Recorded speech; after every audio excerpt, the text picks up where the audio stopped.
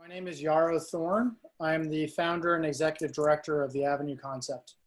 And in 2012, when I graduated RISD, I was really excited to find a way to stick around Rhode Island and getting to know the creative capital and the estimated 10,000 artists that lived and worked here, along with another 5,000 to 10,000 designers.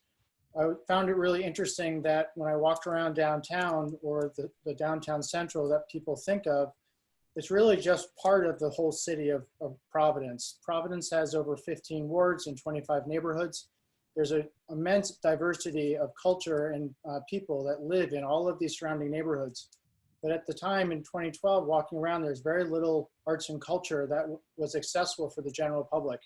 If you got off the train station, if you were visiting for the day, if you were seeing a show at the PPAC or Attorney Rep, there's very few reasons to walk across the city into small shops, coffee, or small businesses. And I was really interested in what that idea could be, and I felt public art was one of the best ways to do that. So really set out to try and understand what all those complications are. You know, what is the long road and long game to building these environments? And instead of just looking at public art as an entity or an idea of installing single pieces, I came up with the idea of developing avenues, environments where the conversation of art and design can really be the main topic, but you use the art itself as a way to start those conversations. I felt that with so many people from so many backgrounds and so many stories to be told, you can never put all of that into one single object for one certain amount of time. We needed a way to really open up that conversation. At a time when there was a lot of construction in the city, there were highways getting changed, there were bridges getting built, there was sidewalks being moved, and at the time there's no percent for designing or installing infrastructure to allow these things to happen. There was no ways for artists that were visiting RISD or the city or state to really paint their stories or to connect to the larger diversity of the greater community of Providence and the state of Rhode Island. So I created the Avenue Concept, and the Avenue Concept was really focused on finding these places. We started with a series of walls. We worked with construction companies and were bump outs where can we use leftover cement and actually create different interactive environments instead of just being a sidewalk that you might walk by. Maybe the sidewalk, as you can see in my background, could have a little bit more. It could have an existing planter that was there as an island in the city, might have a concrete pad, you might put a piece of art on it. Instead of doing the hardscaping, maybe you want to put a perennial garden there, something that was seasonal and had colors and textures, brought aromas as in scents from herbs or different colored grasses that are interesting between the winter or the summer months. All of these things were really interesting to me, and I wanted to figure out how to do that. As these avenues started to get developed and we started to really turn the dials up and looking at small scale stuff, big scale stuff, we really got excited sort of building out these residency programs as a sustainable way to allow artists to come locally, regionally, but also internationally to share their stories here in Providence as a way to allow them to try something new and different that they wouldn't be able to do in other places, but also something that could stimulate creative energy and economic growth within our city and state. Since then, we've installed over 180 different installations in Providence since 2012, even though the program really got going out in the outside public spaces in 2015. But the program is continuing to grow. And right now we have a 15-person board. We have a 6-person staff. We have a really dynamic group of subcontractors and advisors and sounding boards. We really get to play in this space right now that we're working with the city, we're working with stakeholders to identify sort of what are these spaces and what are their values and how do we sort of open those up. So further to do, you know, one of the spaces that was really interesting to me as we started to look at public environments was looking at a place like Classical High School. And the picture behind me was how the school sat in 2014. And this was a space that was getting a huge amount of budget was getting used to roll. As you can see, the windows behind me in this area was actually glass, and it was more affordable to roll gray. And as a alternative, we brought in local artists to do storytelling and painted the gray different colors. And in contrast, this created an outdoor museum or gallery space for the teachers and the students and the community to actually interact with their school in a totally different environment. We went another step forward working with Big Gonzo Labs and said, can we make puppets to interact with the walls themselves and the characters that were being developed by the artists as they were painting them? And can you have a 2D and 3D interactive experience? Can you go another step further and look at a water tower or a large smokestack that really has very little value or doesn't have a reason to interact with it, and to turn it into a destination? Create a place that you can drive by, you can walk by, you can interact in a totally different environment. But some of those challenges are hard when you're a small startup and you're trying to create something that's a little bit more sustainable and you have big vision and big ideas. So I really trying to turn those dials up. So we wanted to focus back into downtown Providence. We really liked all of this sort of empty space. We thought there's a great value there. There's a need to bring small businesses into the downtown environment, but also to encourage people to walk around, use wayfinding and mapping, encourage people to explore the city in a way they've never explored before, encourage students or people living on the east side to walk through downtown and go to the west side, or go to North Providence, or go down into, which is now the 195 or the Innovation District where Venture Cafe is. How can you do that?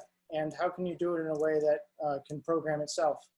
So we started placing sculptures and murals and really understanding and studying how people are interacting with those different environments.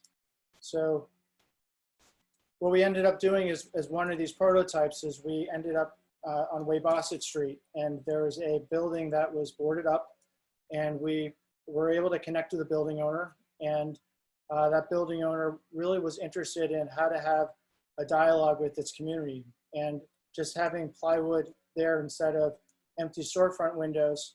We said, well, what if we turn this into a residency program? What if we created an environment where we, as a premier arts organization, can work with local artists that want to step outside of their studios in a low risk environment? And as an organization that can take on all of the moving pieces, from insurance to documentation to infrastructure, to allow those artists to work as efficiently as possible. And with that, we reached out into the community, and we found artists that were sort of pushing the boundaries of their own body of works within the limitations of their studio spaces. They wanted to go bigger. They wanted to play with different types of materials. They didn't really know how to figure out how to do that in a space that was controlled and exciting. And that progression allowed us to really do something different. And those plywood panels evolved over a series of 4 years, and now it's going to be the 5th year. Each year we have a different artist. That artist has an opportunity to share their story. We give them full creative control of that environment, and we work with them to understand how to do it in a safe and efficient way. These artists, most of them have never worked in the public space.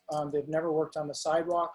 They've never had the experience of working with people walking by behind them, dealing in a construction site, but also how to use materials like spray paint or paint markers, or household paints with different types of paintbrushes instead of a small controlled environment like their studios. And those are things that we really enjoy, working with artists and designers to overcome some of those challenges and allow them to try something new and take that risk. So further ado, we have the next artist, AGONZA, and we have a video that we want to share. Tells a short story about her work. Her piece is up now, but it's cycling out this summer. We're really excited about her piece, and as a local artist, and the story that she wants to tell. Thank you very much.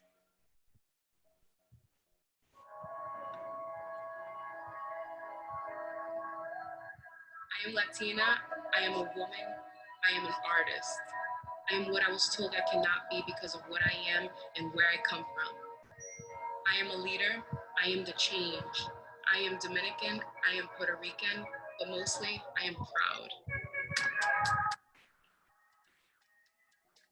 As a muralist, I project my emotions into my work. Every piece of art that I create has a message behind it. My name is AGONZA. I was born here in Providence, Rhode Island, but I was raised in Dominican Republic. Women in Dominican Republic are bound to their families and their husband. As an artist, that's just not who I was. And coming here to America helped me just be who I am and what I wanted to be, and this is who I am. I came with nothing and I had nothing, and people told me I couldn't do it because I was a woman. When the Avenue Concept commissioned me to do a piece, I chose to do a self-portrait because I want people to know what I do and what I'm going through and what my experience is as an artist, and hopefully other women can be able to relate. This is just a wonderful platform that I was kind of blessed with to paint, and I just want to communicate that to the world, and the Avenue Concept gave me that platform to do so.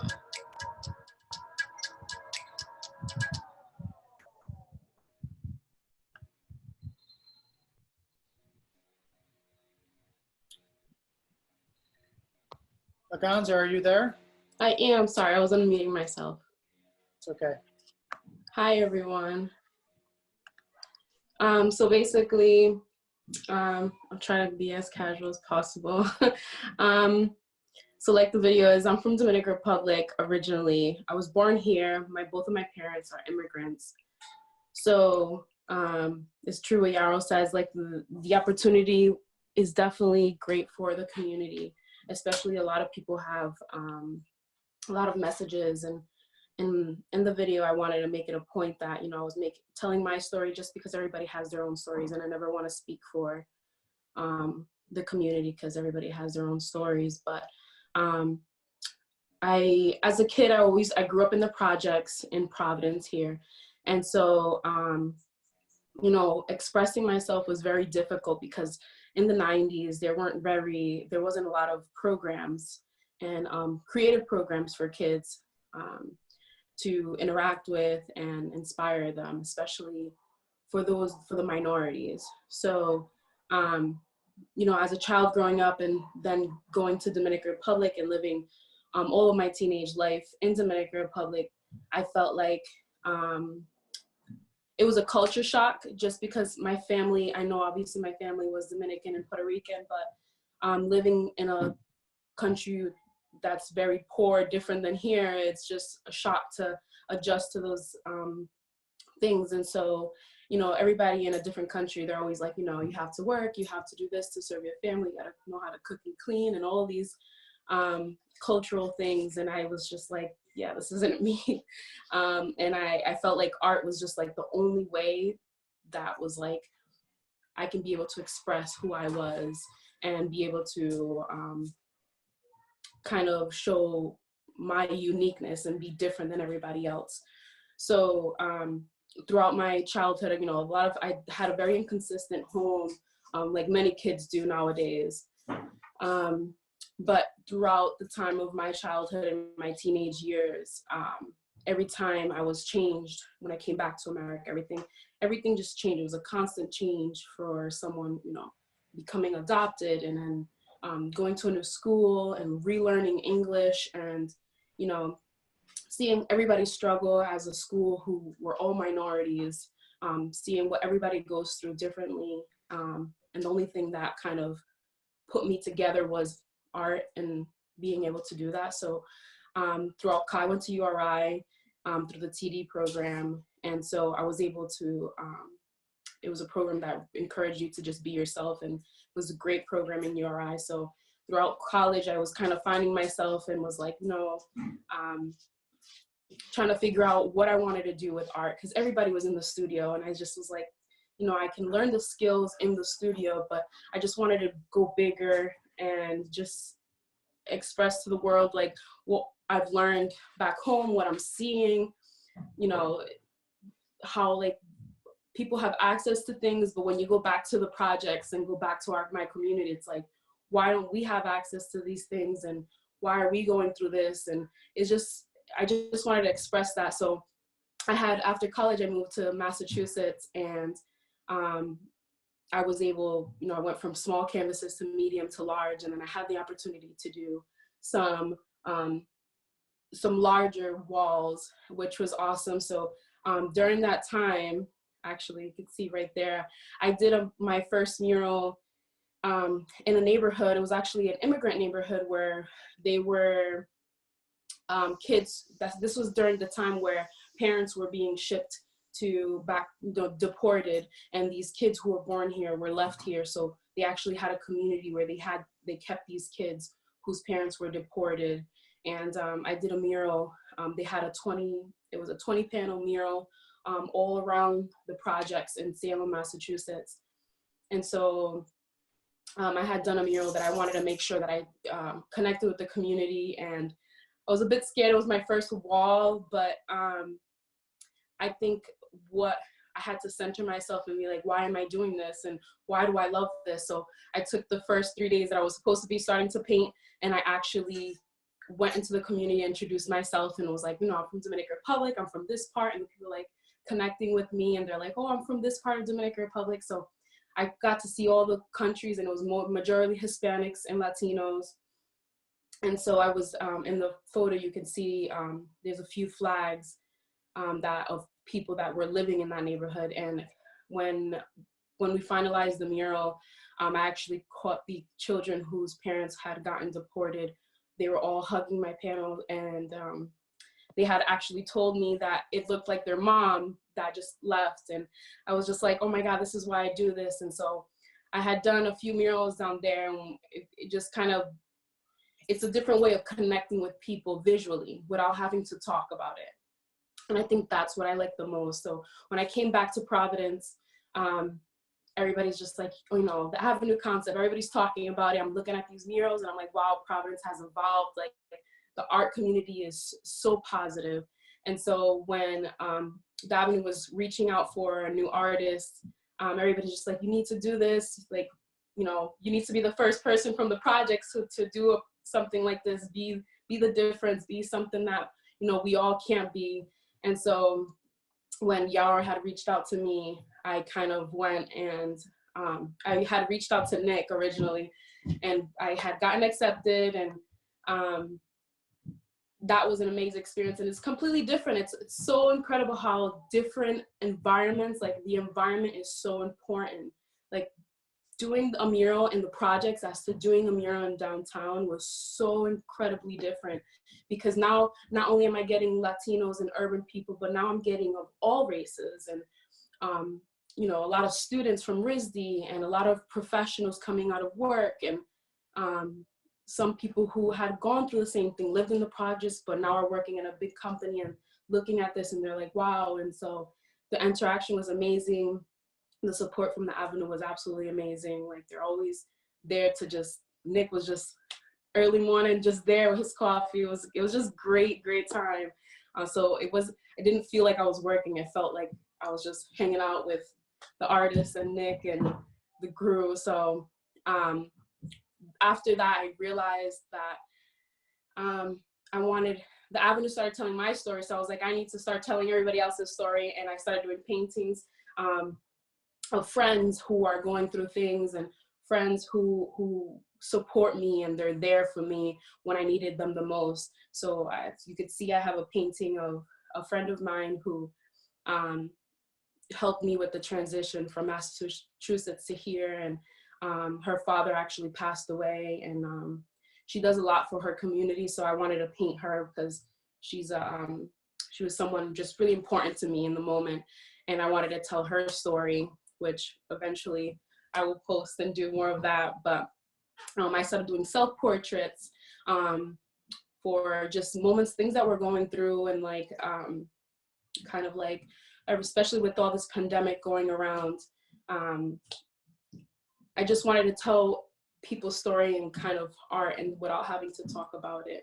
And so I'm using kind of right now, during this pandemic, using kind of what the pain that I'm going through, maybe hopefully everybody can relate, just like self-love, like loving yourself. Because I feel like a lot of people are becoming more because they're locked in, so they're becoming more subconscious. They're noticing things that, you know, about themselves, because, you know, it's now they're spending all this time by themselves. So self-love and kind of just sharing to my community and the projects, especially immigrants right now who just lost their job because they had an undetectable job because they don't have documents. Just letting them know it's gonna be okay. Like, you know, we just, you know, just share my art. I sometimes give out my art for free to them to put in their homes so that they can feel, you know, more at ease and know that people are there for them. So right now, I'm actually going to be working with Rhode Island Housing. Hopefully, we could start doing a new project out in Hartford Projects, because they have no art, and it's just very plain, and the whole talk of making our environment more visually communicative. So I that's what's going to be working in the works right now. So I don't know if someone could put my Instagram or on the chat, but you can definitely keep up to date. But it's going to be really cool because we're going to work with the Rhode Island Housing, and being able to reach out to the communities who are really impacted, especially during this COVID. It's just going to be really great to do, and send out that message. Thank you, AGONZA, for sharing your story and helping people really understand your story as an artist, but also the emotions that you're trying to share through your color palette, the textures, and the sizes. For the canvases that we're looking at here, what are the scale of these? Are these life size? Are they, you know, sketches? Or are they? Well, the one that you're looking at right now, which is my self-portrait of self-love, it's about, I'm gonna say 20 by 34. So it's like it's decent canvas, just medium size. This wall is about 8 feet. The bandana is about 8 feet tall. I believe the one we did down in was 10 feet, correct? So. Yeah, I mean, they range from 8 to about 12 feet. Mm-hmm. And so we're looking at this one. Thanks, Nick, for keeping it on this one. Can you talk a little bit about your process and how you sort of transferred your self-portrait onto this wall, and just using what type of medium, and what was your sort of thought process behind why you did this? So basically, so for this one, I do everything by paint. You know, a lot of artists laugh at me actually, because they're always just like, you know, you're walking around with these little brushes, and that's just who I am. And I feel more, I'm feeling more comedic. I'm not just, I usually grid my work, but at the time it was raining a lot during we were doing this mural, and Nick had approached me and was like, listen, I don't think this gridding is gonna work. So he actually let me use a projector for the first time, and I kind of was able to just sketch it out really quickly, just because it was pouring. And I sketched it out really quickly and was able to just leave the sketch there until the weather got better. That way I didn't have to spend, waste all my time gridding. But I think the self-portrait I wasn't sure as to what I wanted to do specifically for this wall. Originally it was supposed to be a white background, but I felt like black makes colors pop more, and I want to be able to have someone across the parking lot be able to pass by and it stand out and just shout out at them. So, and we had paint, a big bucket of black paint, and I was just like, yes, Nick, let me have this. So I think it's, sometimes you have an idea, you come with an idea, but when things just roll around and you're just like, all right, things just come up and you just play with it. But I wanted to kind of use my self-portrait because I never want to speak for anybody. So I just wanted to have a self-portrait and have people be like, oh, you know, my hair is like that, or my eyebrows are like that, or, you know, I have, each girl has a different flag, which I actually did I did an estimate of like the cultural backgrounds in Providence, and we have a bigger population of Dominicans, Puerto Ricans, Haitians, and Cape Verdeans. And specifically where like in like Hartford and Manton, where I'm originally from. So I wanted to be like, all right, so I want to make sure that I'm talking to majority, and I only had four girls, so I wanted to get the highest population that people can pass by and relate to. So that's why I picked the flags that are in their earrings. And just the dots around the neck were just a lot of African traditions use that in their clothing patterns and stuff like that. So I wanted to do that. Also with just like, I didn't blend the work because I just wanted to be raw and get that feeling of different kind of skin tone. I didn't want to make it just blended and realistic. I kind of want to get that feeling to everyone that, you know, I come from a different culture, but you know, I'm Dominican, and I had a lot of Blacks and I had a lot of Italians around me. So it was just multicultural around me. So, and then the center is just urban power with female power, because mostly that people that I grew up around with and around me were women who were just independently, just very strong women who inspired me. As to myself, I wanted to kind of send that message out to a lot of girls who are in high school or just going through transitions right now from being in a, you know, Hispanic home or cultural home to the real world. The symbol with the fist, is that something that you came up with, or is that a brand that you? Well, it's mostly like a Black power, just like kind of like an urban power, but I wanted to do the female symbol, and I was just like, all right, so do I do, you know, urban power, or do I do female power? And I found a way how to put a ring around it and make the wrist into the female logo. So I try to play around with it, and kind of that's what I came up with.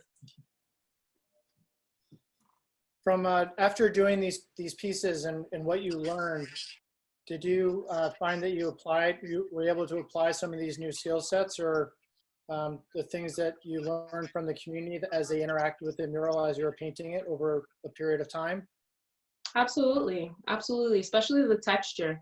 You know, the surface wasn't flat, and being able to get that face to not look off when the wall's coming off, and just playing with different you know, like I said, that first originally the background was supposed to be Black, and the hair was supposed to be lighter, but playing with that Black and learning how to act in the moment. And I love how I actually came up with the darker color hair, because usually the urban community has a darker set of hair, and so I think learning how to just go with the flow instead of being, because as an artist, you're just so like, no, I don't like this, I don't like, you pick at your own art. So learning how to just go with the flow, use what you have, and just get the message across without having to nitpick what you have. For the next artist that's coming here, I don't know if they're logged in, but for, you know, do you have anything that you'd like to share with the next artist, or something that a takeaway that you want people to remember after this piece rotates out? Yeah, I think it's more just, I think for me, mostly especially with all the feedback that I've gotten with people taking Instagram pictures with it and everything, I think it's just more just embracing yourself. And I feel like a lot of artists tend to try to feed onto what the community wants, but you just gotta feed on what your experiences is, so that everyone else can connect with it, because we usually connect with each other through our pain and our happiness. So expressing yourself will mostly do that, and I've found that sometimes when I even don't like something, it came out of my heart, so people tend to connect with it more. And I feel like if we could just all just share what we feel in the moment, whether we're perfectionists or not, just share what you feel, so that someone else might be going through it as well. Do you have an artist that is inspiring you right now? You know, it doesn't have to be Providence-based, or Rhode Island. I do have a few artists that do inspire me. Some of them are from Dominican Republic, some from Massachusetts and California. there's one artist, her name is Brian. She is actually half Hispanic and half Black, and she just does a lot of storytelling with her paintings as well, but she's a very surrealistic artist, so she does realism, but in a fantasy kind of artistry. You ever thought of collaborating with her? Soon. Hopefully I can reach out and have the guts to do it, but I feel like right now I'm just trying to start with my inner circle and grow out from there, because I feel like I don't want to jump to other people where I can't even jump to my own people. So I feel like if I can kind of inspire my own, the next generation that's behind me and my little brothers who are 4 and 3, and show them that, you know, if you love to do something, you can do it in my own community. And then from there, I'll eventually go out to bigger and better things out in the city, in this other states. That's great. How are we, just a check-in, Avi, and Nick, how are we on timing and scheduling? We have about actually 15 minutes. If we want to continue, you know, ask more questions, we can also check in with the audience too. Yeah, I'd love to, if it's okay, just allow people in the audience, if they want to ask me questions in particular for the video or the talk, or also to Angie, and we can try and answer some of those questions together.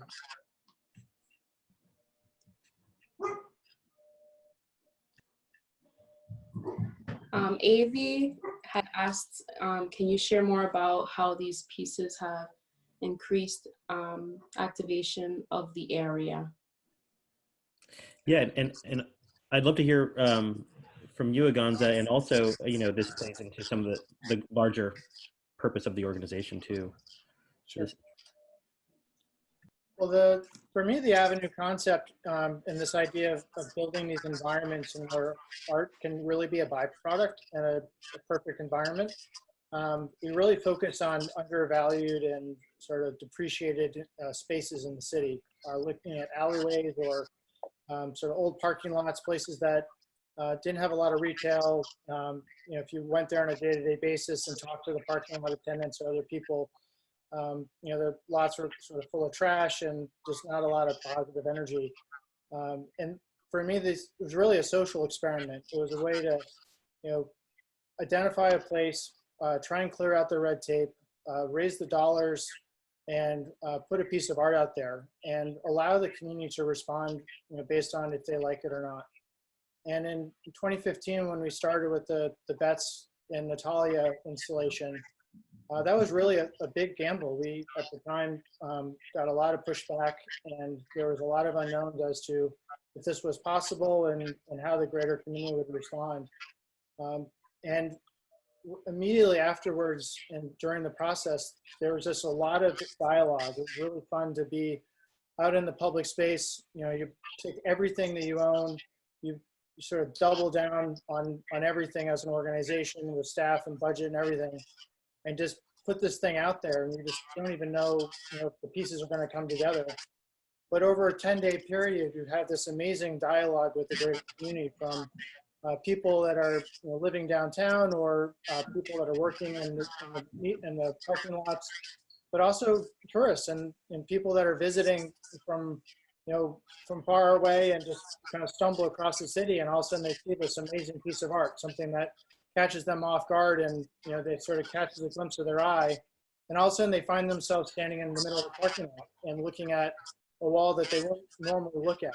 And it's not just their interaction of looking at a wall, but also the people around them. Because if one person walks into a parking lot or into the space where you can see AGONZA's piece or any number of the other installations that we've done around the city, if you really are just sit on the corner and watch it happen, it's really fun to see, because one person will walk into a space and start looking, and all of a sudden it will go into 2s and 5s and 10s and 20s.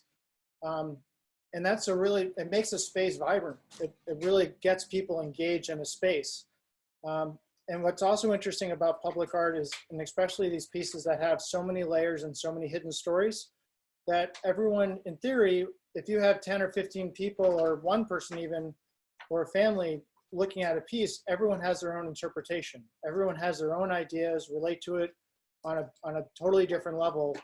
And, you know, we've been out there with a recorder or, you know, with journalists, you know, documenting some of these stories, and it's fascinating. You know, and I think those are some of those challenges is, you know, you can spend a lot of money and time developing and creating installations, but you also have to capture the stories. You have to, you know, figure out a way to put a value on those things. And, you know, I think the Avenue has took a lot of risk in 2012 when we started, and in 2015 when we started doing this work. And I think now we have a really well-proven practice, and we can, we're learning a lot, and we're really flexible and nimble. Even, you know, during the what's going on now, we're still going to be putting art out in the public space this summer. And we're not just doing the art, we're really trying to understand, you know, the community engagement and how to really help the artists from all different levels and all different backgrounds come together, share their stories, and how to share that with the rest of the world. We've seen a reduction in crime. We've seen a positive growth in restaurants and small businesses that are in and around these different destinations. As an example, where AGONZA's piece and Craze, who did the mural on the other side of the building, when we started programming that space in 2015, there was most of the restaurants and storefronts were boarded up and there was no one there. If you go to that part of the city now, it's every storefront is packed, buildings are getting sold, and there's a new life in that space. And at any time, day or night, you can just stand there as a fly on the wall and just watch people come by and interact with, you know, all of these parts and pieces, and make personal connections and meet new people. And, you know, we're really excited about being a part of that and how to develop a model that can be scalable. So AGONZA, I mean, I'm talking from an organizational standpoint, but you know, you had an opportunity, you know, working in other cities and other towns and doing murals, and also traveling. You're not, you know, you've been in Rhode Island for a while, but you've also had the opportunity to come from the Dominican Republic, and you still have family and friends, you know, all over the place. You know, what is it like to be in the creative capital, and, you know, is there, you know, a benefit of being in this space with so many creative people, you know, all over the place? Absolutely, and I think the most important is having a supported community, and the Avenue definitely. You guys are just that's all I felt is just support, and even with previous murals, I didn't even have that much more support as the Avenue, but even going back to the question as in like the feedback and how it's changed, but like when I did the mural for downtown, I've actually had a lot of people that live up in kind of like the South. They don't really leave the house as much, and so the fact that I had people were sending me messages through Facebook and stuff like that, and saying, "Oh, I'm gonna go view your art," because, you know, there was a time where I guess Puerto Rico's government were going through a lot, and they were just taking pictures with the Puerto Rican portrait of me with the Puerto Rican flag, and knowing they're like, you know, this is my country, and having them being able to. So a lot of them don't like going into downtown just because of the traffic and all of the hecticness they're not used to. So having them come into the space and just to go see it is just amazing. And friends who have come from Massachusetts, and I've had families who come from Virginia and have come from all Chicago, and they just come to see it and tour around and look at all the Avenue's work. And it's true, just it's more importantly about the story behind it, because that's what the art is there for. It's just to interpret and visualize and then see why the artist did this. And so seeing the interactions with kids and adults, and what they have their perspective on it is really, really great. And it's definitely have changed. And it's brought, I think it has brought the South and kind of more East Side together. Like the art definitely has brought like the kids who live in, you know, who go to school to RISD as to go to CCRI, and they come together, and it's just great to see all these cross culture and kind of relating. It's like, you know, I love art, you love art, and not thinking about, well, I'm Black or I'm Hispanic or whatever the case may be, or where they come from. It's not important. It's about the love for art, and definitely has impacted as to that part. You know, there's kind of one question in the chat, and I'd love to expand on it a little bit. What does Avenue Concept have planned for 2020? And also, what will it take to get things, get public art expanded into other communities? We heard AGONZA talking about a project she's working on with PRA. And how can more public art get in these spaces? Well, we have Nick, who's not really here to present, but I can also kind of put it out to him. Nick Platzer runs our 2D program, and he is a good friend and advisor that actually cold called me out of the blue in 2014 and said, you know, I have this gallery in Vienna, but I grew up in Providence and went to classical high school, and I would really like to figure out how to share the experiences that I have and the connections with these artists that I'm getting to meet all over the world and bring them back to my hometown of Providence. And you know, I think we sort of took a big gamble and sort of started a residency program, and now I have had the pleasure of having him work with me at the Avenue Concept. But you know, I think this. Do you want to talk a little bit about the 2020 mural program, you know, this summer, Nick, or I can sort of talk a little bit? No? Okay. You got it, Yarrow. You're the professional talker, so I'll leave it up. Okay. Well, I don't want to get ahead of myself. You know, the Avenue Concept, you know, we are really focusing on local this summer, and I think we're, you know, we really want to be respectful of all of the different challenges in the world right now, and you know, we've been working really hard to install as much work as we can with a lot of variety, and we've learned a lot from that. But what we haven't had the time and or the staff to do is really understand how to program these things in a more you know, sustainable and sort of long-term model. And we really want to focus on the engagement and the advancement of sort of what makes a program like this sustainable in a place like Rhode Island.